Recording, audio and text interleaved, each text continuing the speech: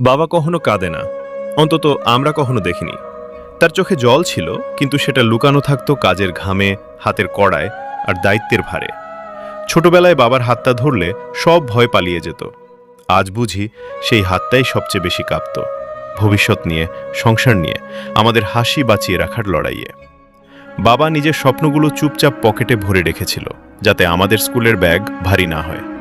সে নতুন জামা কেনেনি, কিন্তু আমাদের ঈদ পুজো কখনো খালি যায়নি। কেউ জিজ্ঞেস করলে বলতো সব ঠিক আছে, কিন্তু ঠিক আছের আড়ালে কত রাত যে না খেয়ে কেটেছে, কত অপমান যে গিলে ফেলেছে, সেটা শুধু বাবা আর অন্ধকার জানে। আজ বড় হয়ে বুঝি বাবা শক্ত ছিল না, বাবা নীরব ছিল। কারণ বাবারা কাঁদলে সংসার ভেঙে পড়ে, এই ভয়টাই তাকে শক্ত করে রেখেছিল।